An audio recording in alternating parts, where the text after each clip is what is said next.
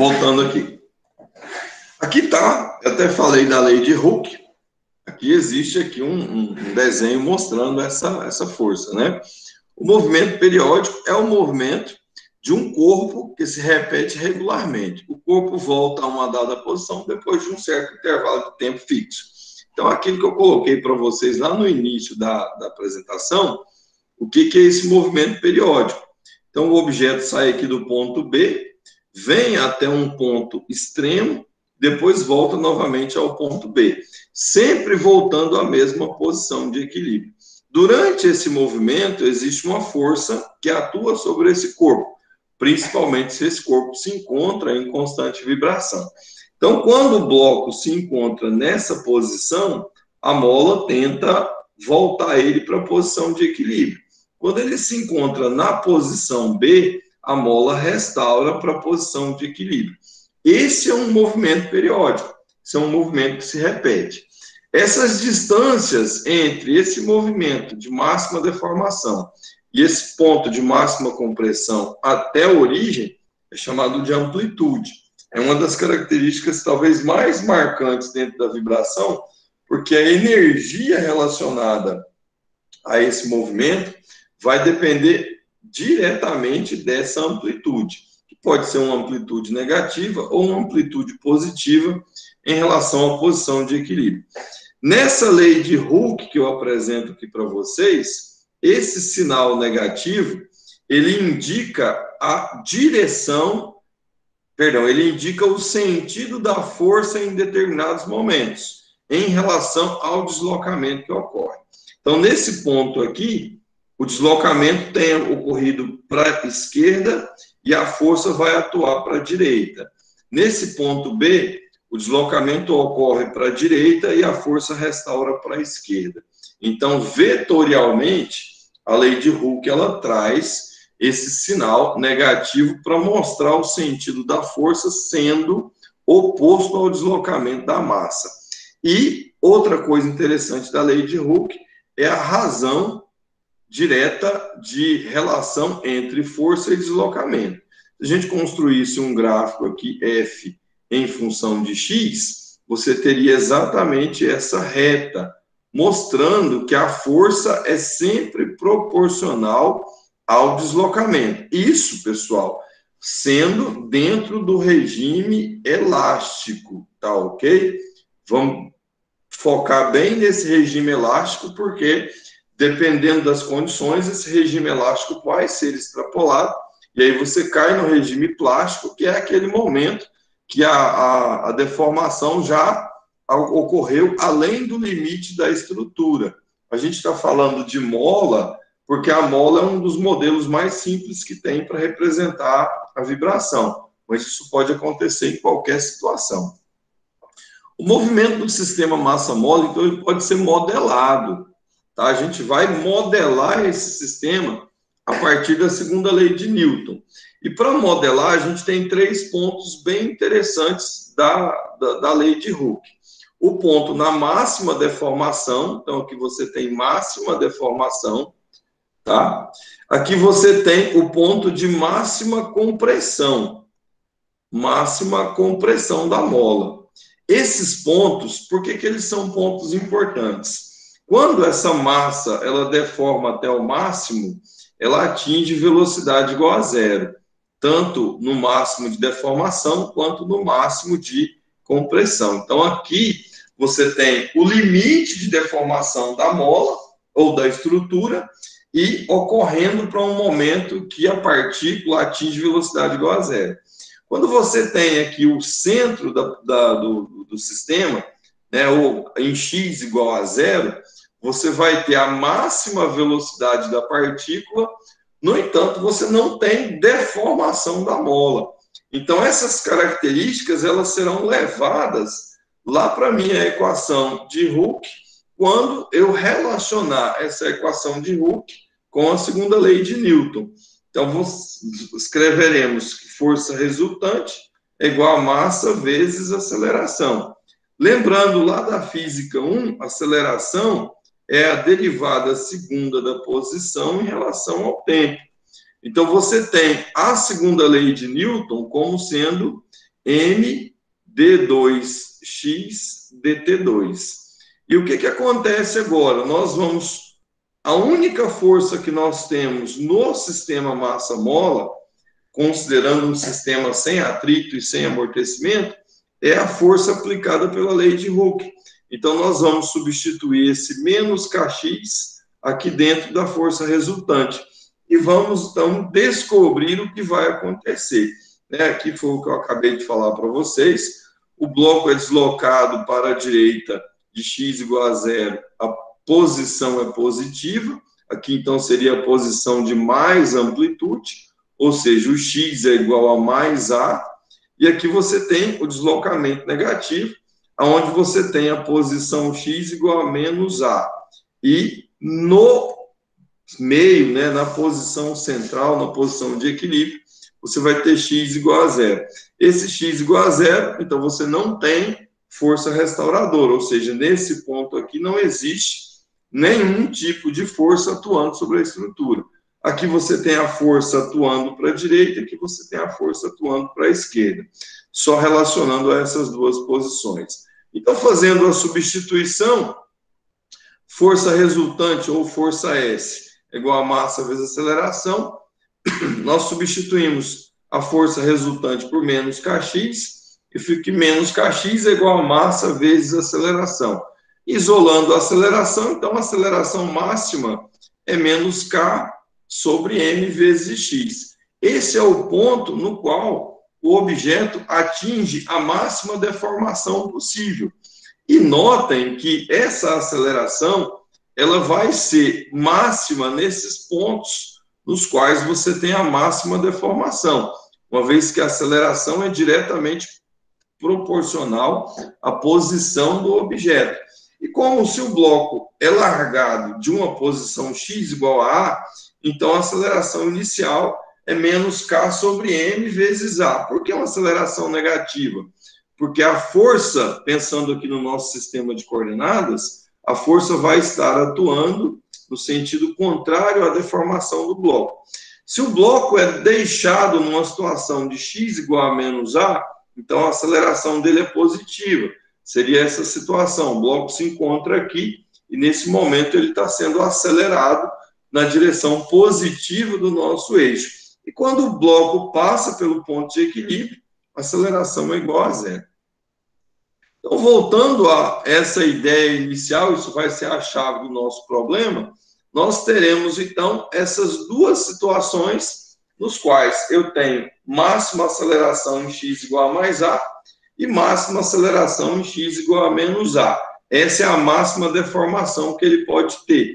Essa aceleração ela vai mudando ao longo desse deslocamento e vai chegar a 0 na posição de equilíbrio. Então, em x igual a 0, eu tenho aceleração igual a 0. No entanto, eu terei velocidade máxima do deslocamento. Nas extremidades, eu terei aceleração máxima, dado por aquela expressão que a gente colocou agora há pouco. No entanto, a velocidade é igual a 0. Notem que se há velocidade e há aceleração, e essa aceleração depende do deslocamento, então você tem duas energias associadas ao sistema massa-mola. Eu vou ter energia cinética, porque esse bloco está se deslocando. Eu vou ter energia potencial, porque ele atinge limites de deslocamento em relação às duas posições. Aqui estão, então, as nossas modelagens, a representação matemática. A gente tem lá que a aceleração é d2x dt2, vamos lembrar disso sempre, está aqui. E a nossa aceleração é igual a menos k sobre m vezes x. Isso aqui vai ser menos k sobre m vezes x. Notem, pessoal, que nós temos uma equação diferencial.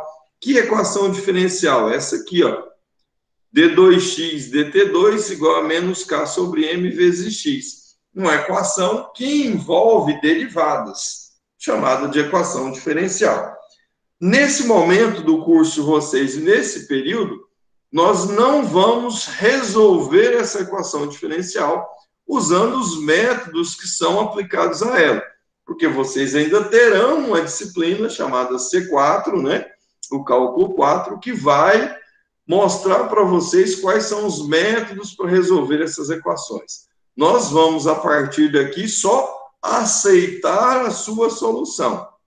Lá na frente, o professor deve resolver com vocês, com certeza. Essa é uma das principais equações que nós temos na engenharia, e ele vai resolver essa equação. Para simplificar um pouco a nossa equação diferencial, nós vamos dar um nome a essa razão aqui, tá? Nós vamos chamar o K sobre M de ômega ao quadrado. Esse ômega, ou esse W, ele vai passar a ser chamado de frequência angular, tá bom? Frequência angular.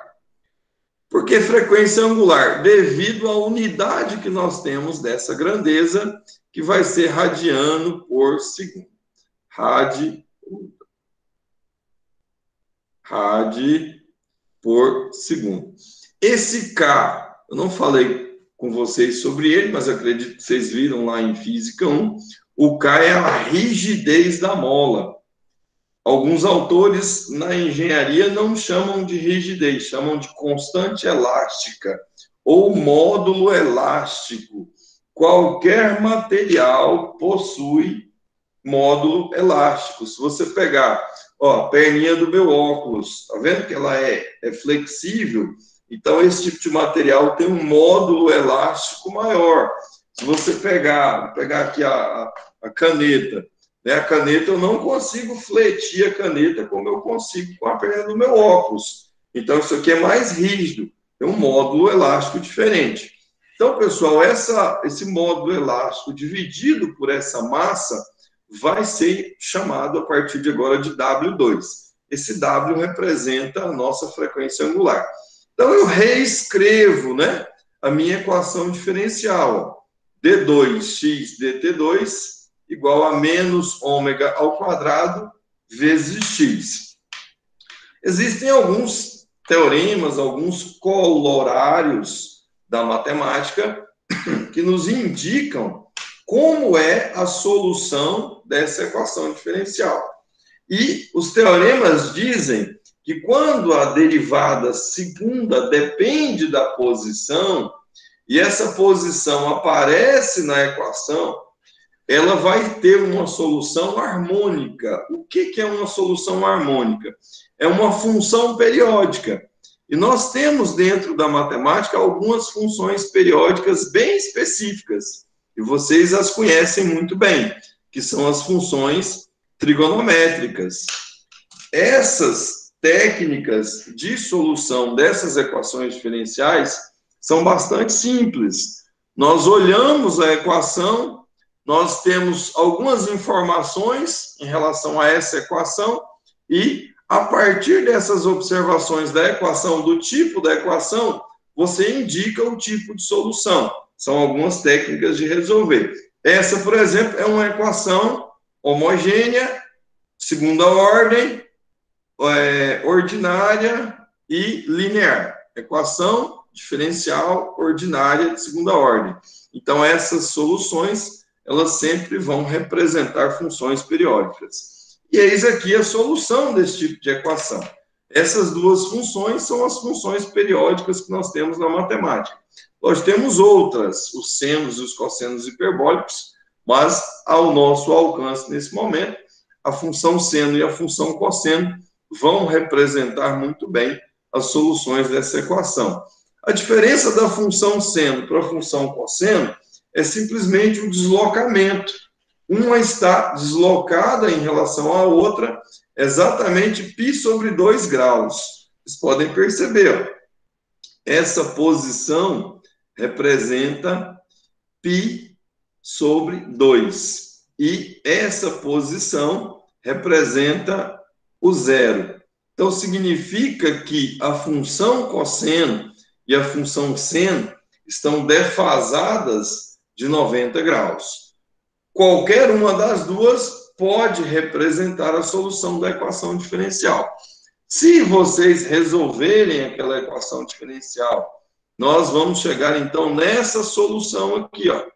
Essa é a solução da equação d2x dt2 igual a menos ômega 2 vezes x. Se aplicarmos as técnicas de resolução nessa equação, vamos chegar nessa função. Onde, nessa função, a letra A, que representa a amplitude, o W, que representa a frequência angular, e o φ, que representa a fase, são constantes. E, obviamente, vão depender do tipo de vibração que você está analisando. E eis aqui exatamente o gráfico dessa solução. O A representa a amplitude do movimento, que é a máxima deformação em relação a um ponto de equilíbrio. O W representa a frequência angular, que é medida através da constante elástica pela massa. Na verdade, raiz quadrada disso, tá? O W é a raiz quadrada de K sobre M. Isso aqui a gente chama, então, de frequência angular. E o φ é uma fase. O que é essa fase? É a posição angular que você estabelece como início do seu movimento periódico. Essa fase ela é medida em radianos. Para vocês entenderem melhor a fase, eu coloquei esses 3 pontos aqui para ficar mais claro para vocês.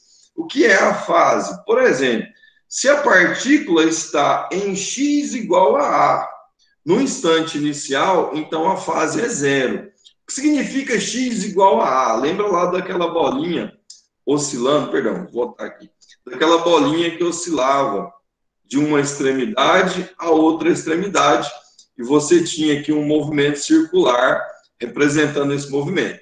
Aqui seria a posição mais A e aqui seria a posição menos A. Se no início do movimento, se em t igual a 0, a posição da partícula é essa, significa lá no movimento circular que ela está nessa posição aqui, ó.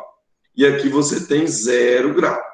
Então, φ é igual a 0, 0 grau equivale a 0 radiano, tá?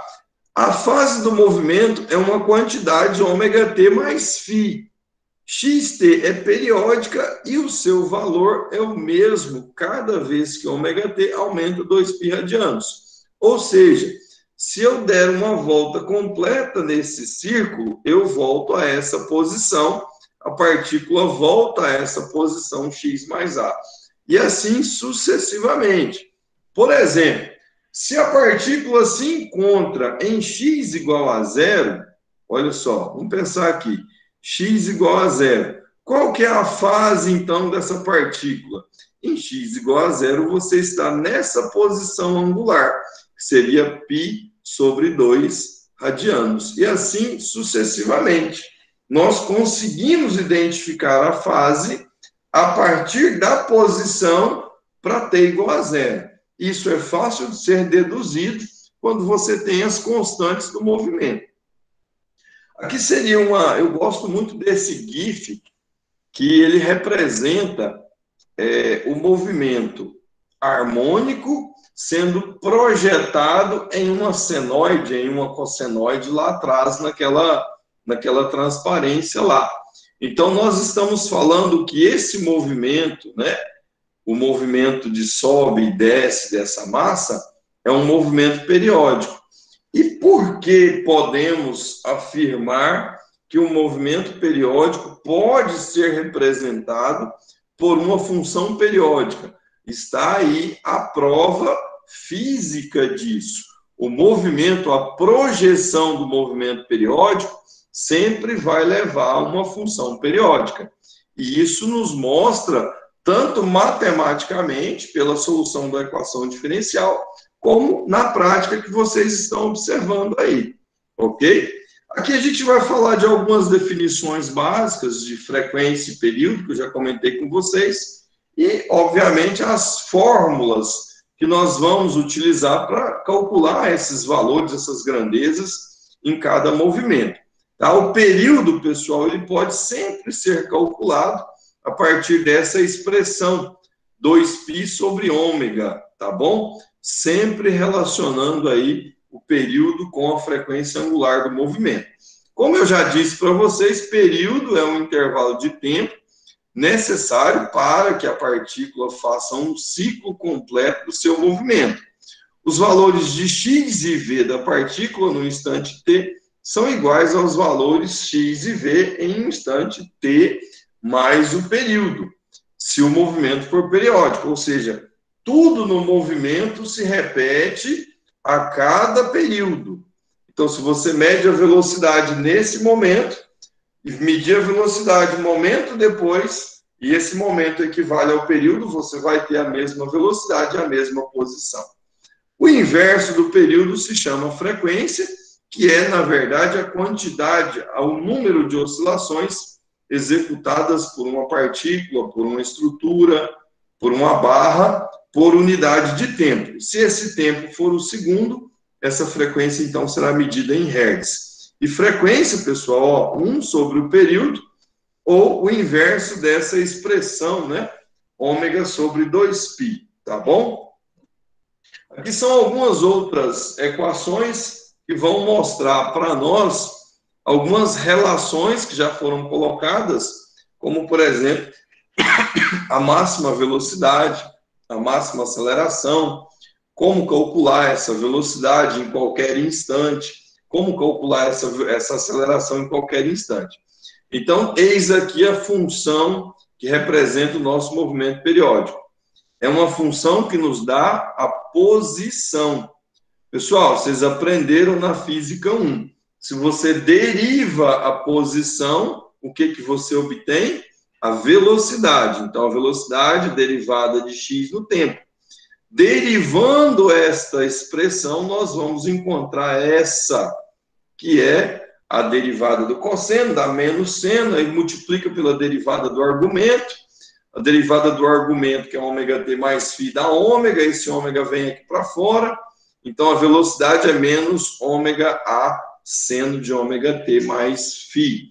E outra coisa que vocês aprenderam, a derivada segunda da posição no tempo representa aceleração. Então, se vocês derivarem novamente essa expressão, nós teremos a derivada do seno dá cosseno.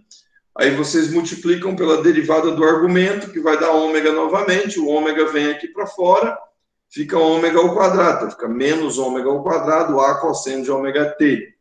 Uma curiosidade interessante, que é sempre referência para nós. Notem que o x é a cosseno de ômega t mais φ. Quando você derivou duas vezes, esse a cosseno de ômega t mais φ apareceu aqui. Então, eu posso reescrever que a aceleração é menos ômega ao quadrado vezes a posição. E aí, eis uma definição física interessante. Toda vez que a aceleração for diretamente proporcional à posição, o movimento é periódico. Isso está lá no Halliday. Toda vez que a aceleração de um movimento vibratório for diretamente proporcional à posição, o movimento é considerado periódico. Olhem aqui, ó, aceleração é igual a menos ômega ao quadrado vezes x, diretamente proporcional. E quem é a constante de proporcionalidade? A frequência angular. E a frequência angular depende de quem? Da rigidez da mola, da rigidez da estrutura, do módulo elástico da estrutura. E aí nós podemos escrever, a velocidade vai ser máxima quando o seno atingir 1, então ficaria a velocidade máxima em módulo, né? Ômega vezes A, trocando o ômega, eu tenho a velocidade máxima como sendo raiz quadrada de K sobre M vezes a amplitude. E a aceleração máxima ocorre quando o cosseno for igual a 1, aceleração máxima, então, ômega ao quadrado vezes A, ômega ao quadrado é K sobre M, então ficaria a aceleração máxima igual a K sobre M vezes a amplitude. Notem o que eu comentei com vocês agora há pouco. A amplitude, ela tem um papel fundamental na oscilação. A amplitude define para nós a energia, a amplitude define velocidades, a amplitude define aceleração. Então, todas essas grandezas físicas associadas ao movimento periódico vão estar diretamente relacionados a amplitude do movimento. Como eu disse, energia cinética e energia potencial, ambas estão presentes no movimento harmônico. Energia cinética é meio de mv ao quadrado e energia potencial é meio de kx ao quadrado. Se você voltar no slide anterior, a velocidade é todo esse parênteses aqui, ó.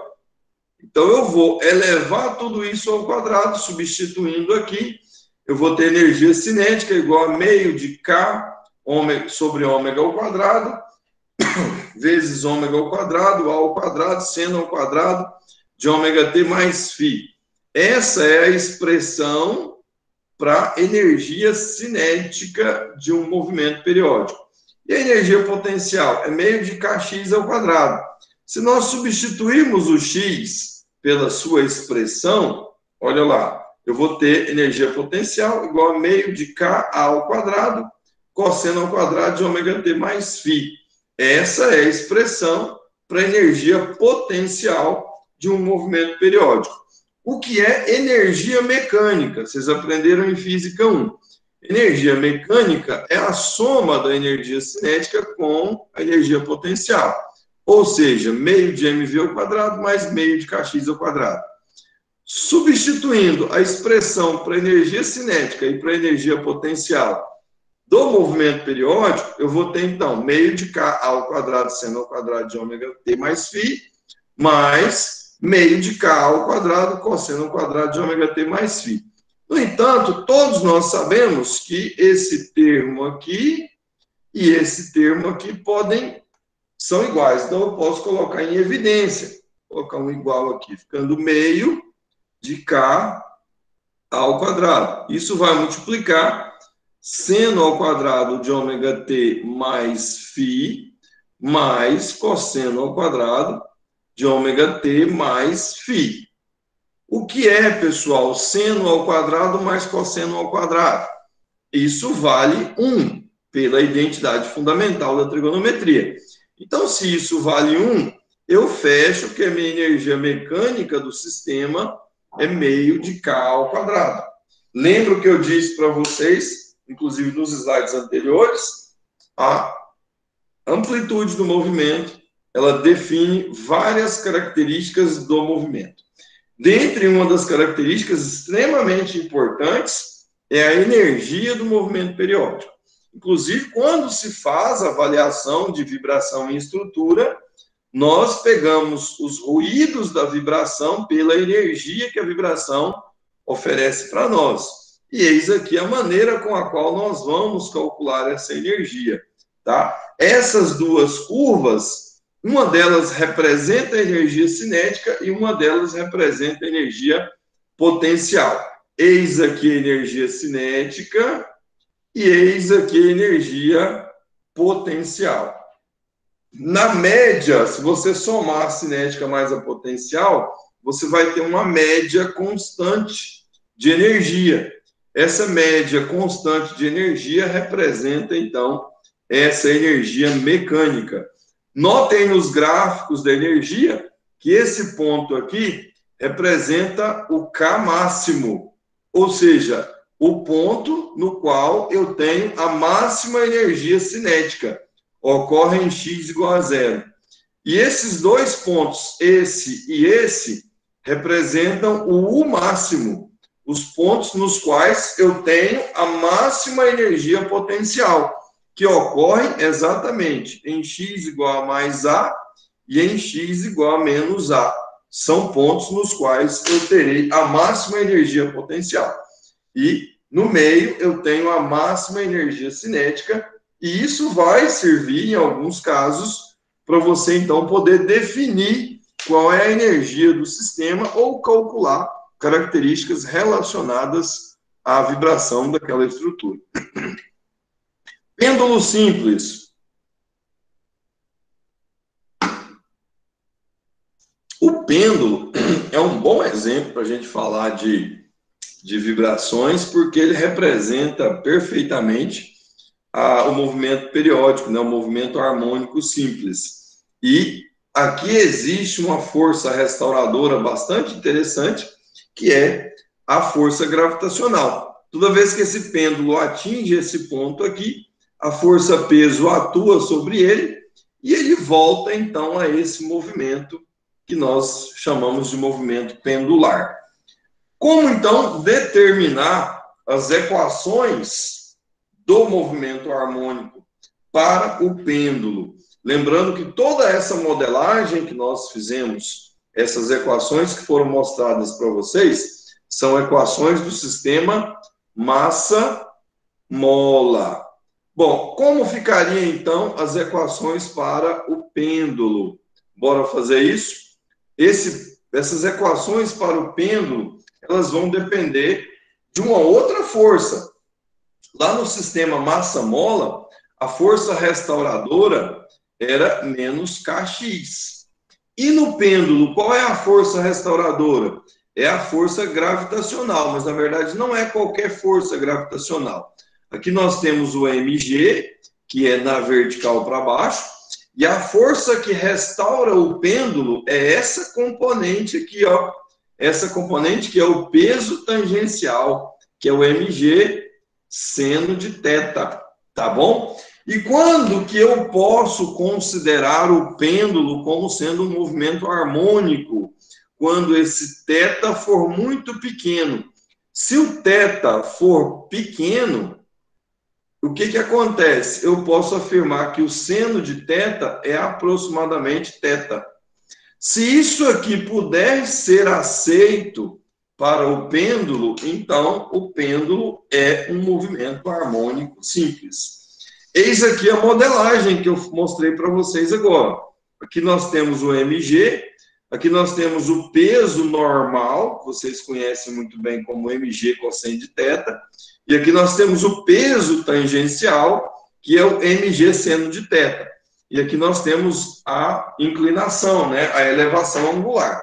Pessoal, no caso do pêndulo, a força que restaura é essa aqui, ó. Essa é a força que restaura a posição. Ela sempre vai atuar. Quando ele estiver de cá, essa força atua para lá. Quando ele estiver de cá, essa força atua para cá. Então, nós vamos tratar a mesma modelagem matemática. Eu tenho aqui, ó, força igual a menos mg seno de θ, isso é igual a m d2s dt2. Por que S? Porque eu estou chamando o deslocamento de S, tá bom? S aqui representa o deslocamento. Lá no sistema massa-mola, quem representava o deslocamento era o x. Então, lá nós escrevemos md2x dt2. Como quem representa deslocamento aqui é a letra S, então vai ficar md2s dt2. Então, eu tenho que menos mg seno de θ igual a md2s dt2. Posso simplificar a massa, tá bom? Ficou d2s dt2 igual a g seno de θ. Beleza. Agora a gente, então, reescreve essa função para esse deslocamento. Como eu tenho que o seno de θ é aproximadamente θ, então eu posso fazer uma alteração nessa equação e obter essa equação diferencial de segunda ordem, no entanto, para o deslocamento angular. Aí vocês vão me perguntar, mas da onde saiu, professor? Por que esse S virou θ? A equação do setor circular. O S é igual a L θ. Lembra disso? Então, aqui ficaria o d2s dt2. Se você derivar aqui a primeira vez, vai ficar ds dt, vai ficar aqui dθ dt. Se você derivar de novo, d2s dt2, vai ficar d2θ dt2. Então, usando essa equação do setor circular, eu consigo fazer essa mudança, tá? Fazendo essa variável S virar essa variável θ. E o G sobre L, o L que aparece aqui, né? Ele passa dividindo, ficando G sobre L seno de θ. Como eu disse para vocês, aqui está a equação, pessoal, o S é igual a Lθ. Como eu disse para vocês, o pêndulo só vai ser um movimento harmônico se o θ for pequeno. Se o θ for pequeno, o θ é aproximadamente, o seno de θ é aproximadamente θ. Então, nós conseguimos escrever essa equação. Notem a semelhança com o sistema massa-mola. Está vendo? Olha só, lá nós tínhamos d2x dt2 igual a menos k sobre mx. Aqui nós temos d2θ dt2 igual a menos g sobre L θ. São símbolos diferentes, concordo, mas são equações semelhantes. Essa equação é a equação diferencial para o sistema pendular, essa é a equação diferencial para o sistema massa-mola. Então, obviamente, nós já sabemos a solução do massa-mola, que é essa aqui, x é igual a cosseno de ômega t mais φ. Obviamente, nós então escrevemos a equação do sistema pendular. Θ é igual ao θ máximo, que equivale à amplitude, cosseno de ômega t mais φ. Lá no sistema massa-mola, o ômega 2 era igual a K sobre M. Aqui no meu sistema pendular, o ômega 2 é igual a G sobre L. Então, essa aqui é a frequência angular do pêndulo.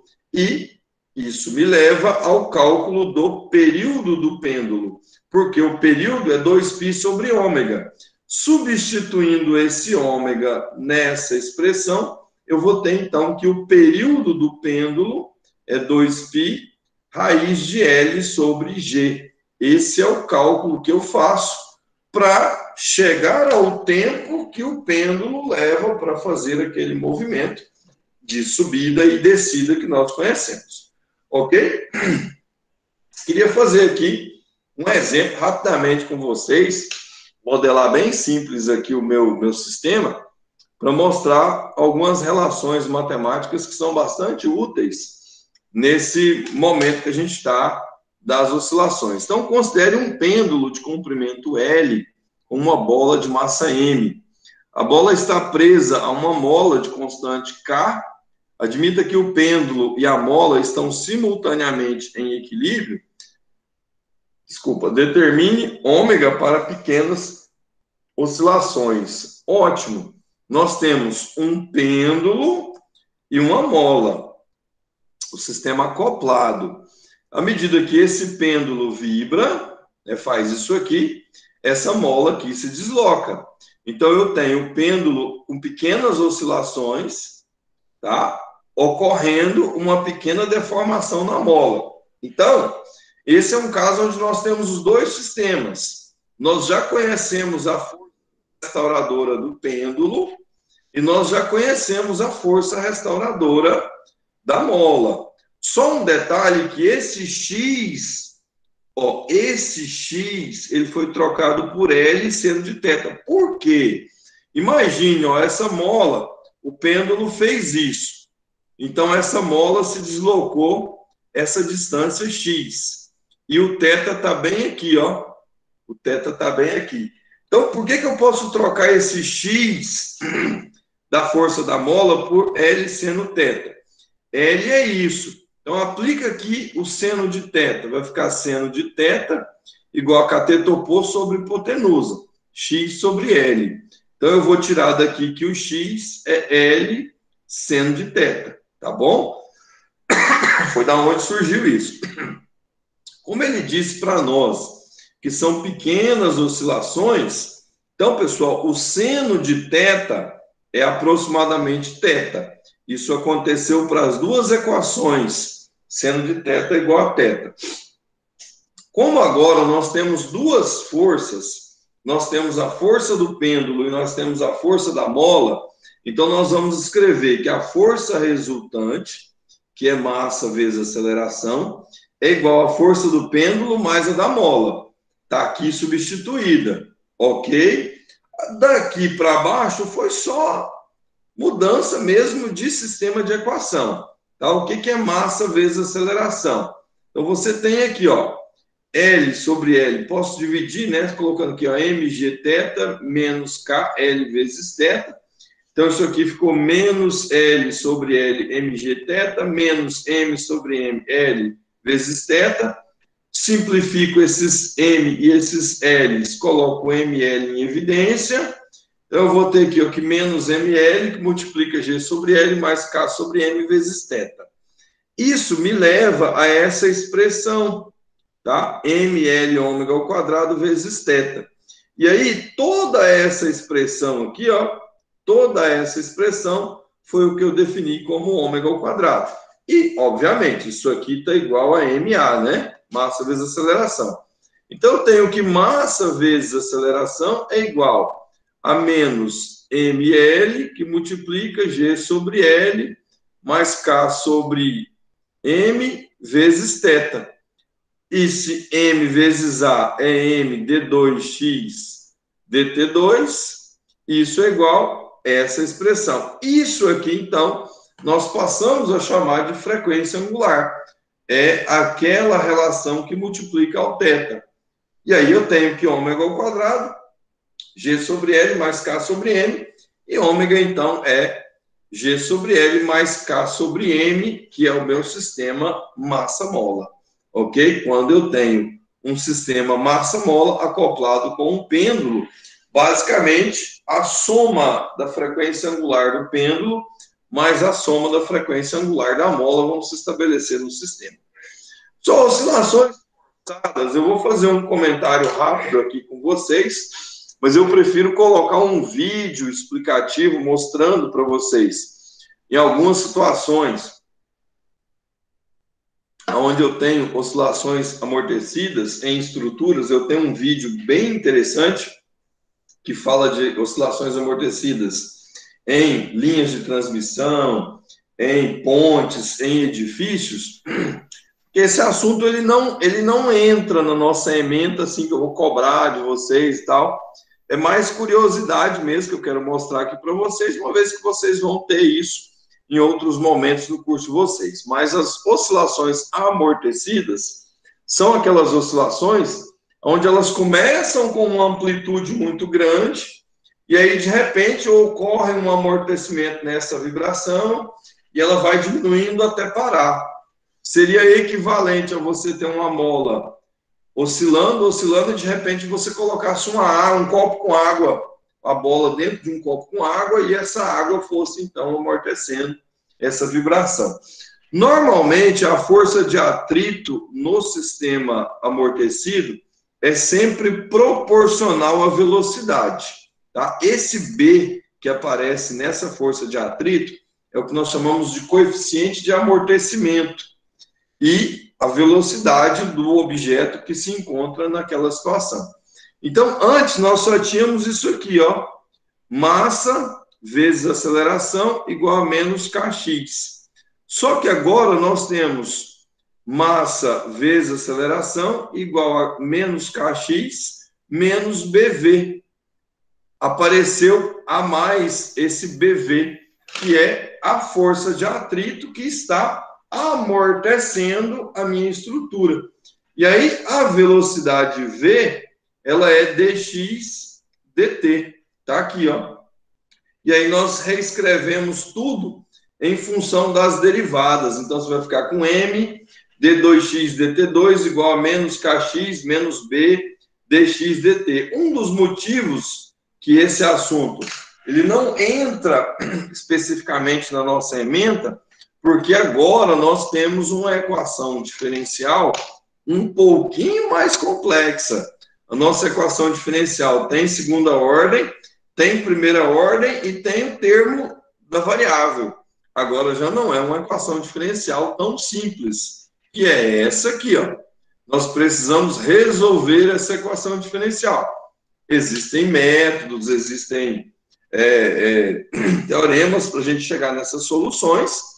No entanto, eu quero que agora vocês aceitem que a solução da nossa equação é essa aqui, ó. Isso aqui vai ser verdade para nós, né? O x é igual a e elevado a menos b sobre m vezes t, cosseno de ômega t mais φ, no qual o ômega passa a ser toda essa expressão aqui. Essa é a nossa frequência angular. Só que agora para oscilações amortecidas. E essa é a nossa equação, que que representa a posição da nossa partícula em um movimento que é amortecido. E é interessante falar sobre isso e colocar comparativamente as duas situações. Está vendo essa mola aqui com cor preta? Ela oscila sempre com a mesma amplitude. Notem, ó, mais A e menos A. Agora, observem a cor em azul.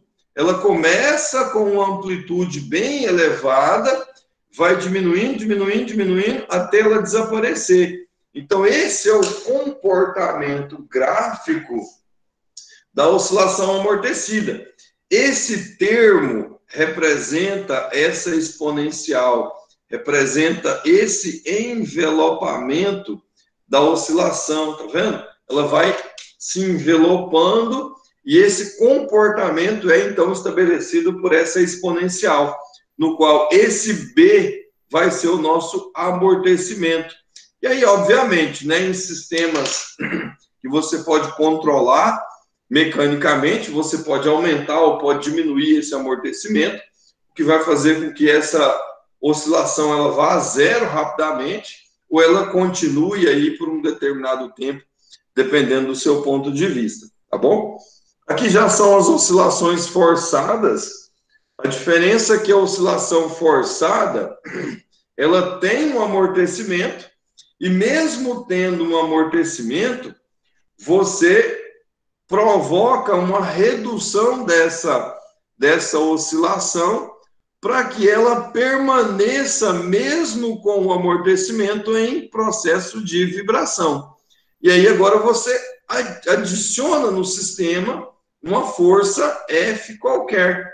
É como se a massa está oscilando, aí ela está diminuindo a oscilação. Você não, eu não permito que você diminua a oscilação. Você vai lá e faz uma força externa para que essa força externa, então, mantenha essa oscilação em constante movimento. Aí fica mais complexo ainda. Olha só a equação diferencial agora. Antes nós tínhamos só até aqui, ó. Até aqui. Sistema massa-mola sem atrito, sem amortecimento. Aí nós incluímos o amortecimento. Veio aqui, ó. Ficou um pouquinho mais complexo. Agora nós incluímos o amortecimento e incluímos uma excitação, um shaker.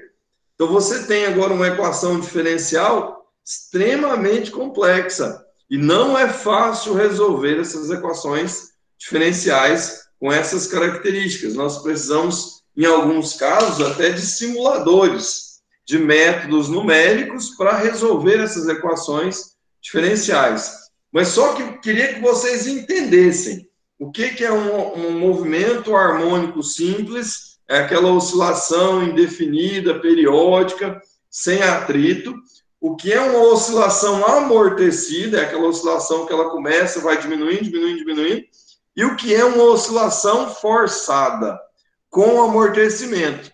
É aquela oscilação que ela tem um atrito, mas mesmo tendo um atrito, você mantém essa oscilação em constante movimento através dessa força externa que você aplica sobre ela. Tá? A ressonância, pessoal, é exatamente o ponto onde nós conseguimos fazer com que essa frequência da força que nós aplicamos, você está ali com uma barra vibrando, né? Vamos supor que você foi numa obra aí qualquer, tem uma barra vibrando lá. Você vai e aplica uma força com a mão mesmo nessa barra e faz com que ela vibre mais. Se você conseguir aplicar com a sua mão uma frequência que seja a mesma frequência que ela já estava vibrando, você conseguiu atingir o estado de ressonância na barra. É como se aqui acontecesse, ó. A caneta está vibrando. Aí eu vou com a mão e faço com que ela vibre mais ainda. Mas a força que eu vou aplicar nessa barra com a minha mão tem que ter uma frequência igual à frequência que ela já tinha. Aí nós atingimos o estado de ressonância. Está até escrito aqui, ó. Quando a frequência F é aproximadamente igual à frequência original, a frequência inicial. E aí você tem um processo de ressonância que vai fazer com que aquela barra dobre aquela vibração, dobre a energia de vibração, e aí isso pode causar diversos problemas, inclusive o colapso da estrutura, tá? Não se preocupem com essas fórmulas aqui, essas fórmulas são mais por curiosidade mesmo, mas a ressonância representa esse papel. Já falei várias vezes, já estamos chegando no final da minha aula, com relação a quebrar um copo de cristal com a voz. Muitas pessoas